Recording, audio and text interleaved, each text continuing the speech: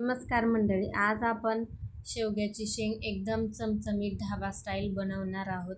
एकदा या या पद्धतीने तुम्ही करून तर बघा, नेहमी अशाच पद्धतीने बनवाल अशी गॅरंटी देते. तर इथे शेवग्याच्या शेंगा छान स्वच्छ धुवून घेतलेल्या आहेत. अशा पद्धतीने कट करून घेतल्या आहेत. साईडला ज्या शिरा निघत आहेत त्या आपल्याला काढून टाकायच्या आहेत. आणि सुरुवातीला या शेंगा आपल्याला शिजवून घ्यायच्या आहेत. तर इथे सर्व शेंगा मी कट करून घेतलेल्या आहेत. पातेल्यामध्ये पाणी घ्यायचं आहे आणि त्याच्यात या शेंगा टाकून सुरुवातीला शिजवून घ्यायच्या आहेत. शेंगा शिजवताना मी मीठ घातलेलं नाही. तुम्ही जर घातलं असेल तर नंतर भाजी बनवताना बेतानेच मीठ घाला. तर मी मीठ न घालताच या शिजवून घेत आहे. शेंगा शिजत आहेत तोपर्यंत आपल्याला मसाला बनवून घ्यायचा आहे. तर मसाला बनवण्यासाठी कढईमध्ये तेल गरम करायचं आहे. त्याच्यामध्ये खोबरं आपल्याला कट करून घालायचं आहे किंवा किसूनसुद्धा घालू शकता.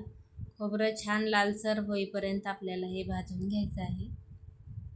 तर इथे तेलामध्ये व्यवस्थित हे लालसर होईपर्यंत भाजून घ्यायचं आहे, म्हणजे भाजी चवीला एकदम छान होते.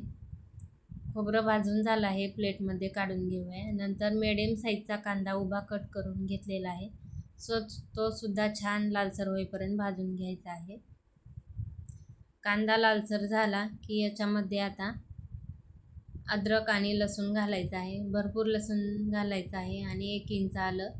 नंतर इथे 1 चमचा एवढं धने घातले आहेत आणि थोडेसे फुटाणे घातले आहेत किंवा डाळवेसुद्धा तुम्ही घालू शकता.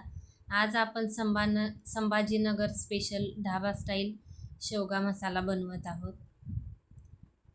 फुटाणे घातल्यामुळे भाजीला एकदम छान अशी चव येते आणि दाटसरपणासुद्धा येतो. आता हे पूर्णपणे गार होऊ द्यायचं आहे. आणि इकडे शेंगासुद्धा बघू शकता शिजल्या आहेत. हाताने मी इथे चेक करून पाहत आहे. आणि मसालासुद्धा इकडे गार झाला आहे. भरपूर अशी कोथिंबीर घालून बारीक करून घ्यायचं आहे. सुरुवातीला कोरडंच मिक्सरला फिरवून घ्यायचं आहे. नंतर थोडं थोडं पाणी घालून याची स्मूथ अशी पेस्ट बनवून घ्यायची आहे. तर इकडे मिक्सरला बघू शकता मी बारीक असं वाटून घेतलं आहे. नंतर कढईमध्ये तेल गरम केलं आहे. तेल घालतानाचा व्हिडिओ स्किप झाला आहे माझ्याकडून. नंतर 1 चमचा जिरे घालायचं आहे. ढाबा स्टाईल म्हटलं की तेल थोडं जास्तच वापरतात, परंतु मी कमीच वापरलं आहे. तुम्हाला जास्त घालायचं असेल तर घालू शकता. बनवलेली पेस्ट आपल्याला 1-2 मिनिटे व्यवस्थित अशी परतवून घ्यायची आहे.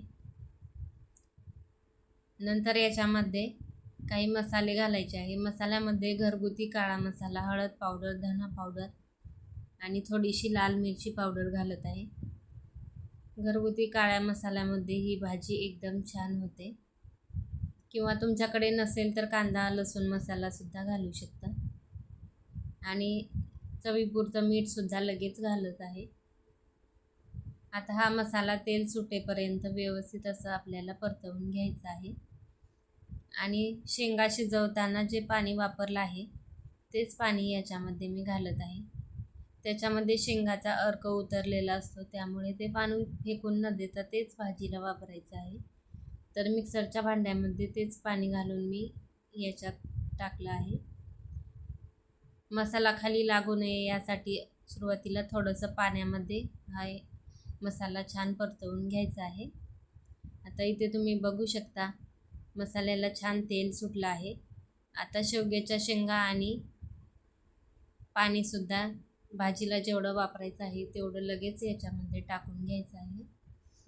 सुरुवातीला मी थोडंसं पाणी घालून मिक्स करून घेतलं व नंतर शेंगासुद्धा घातलेल्या आहेत. आणि याला 5 मिनिटे छान आपल्याला असं शिजवून घ्यायचं आहे. शेंगा पहिल्या शिजलेल्या आहेत, परंतु रस्सा थोडासा घट्ट होईपर्यंत शिजवून घ्यायचा आहे. हा शेवगा मसाला जास्त पातळ नसतो, एकदम ग्रेव्हीसारखा दाटसर असतो. 5 मिनिटे याला पाणी टाकून शिजवून घ्यायचं आहे. तर संभाजीनगर स्पेशल हा चमचमीत ढाबा स्टाईल शेवगा मसाला आपला बनवून झालेला आहे. इथे 5 मिनिटे उकळी आलेली आहे, बघू शकता. आणखी याला 1-2 मिनिटे शिजवून घ्यायचं आहे. आता इथे बघू शकता एकदम छान घट्टसर अशी आपली भाजी झालेली आहे. इथे मी गॅससुद्धा बंद केलेला आहे. तुम्ही कधी या पद्धतीने ट्राय केलं नसेल तर एकदा नक्की ट्राय करून पहा. संभाजीनगर स्पेशल हा शेवगा मसाला एकदा ट्राय केल्यानंतर तुम्ही नेहमी याच पद्धतीने बनवाल. व्हिडिओ जर आवडला असेल तर प्लीज एक लाईक नक्की करा. व्हिडिओ जास्तीत जास्त शेअर करा आणि चॅनेलला जर अजून पण सबस्क्राईब केलं नसेल तर प्लीज सबस्क्राईब करा. भेटूया अशाच एका नवीन व्हिडिओसोबत. धन्यवाद.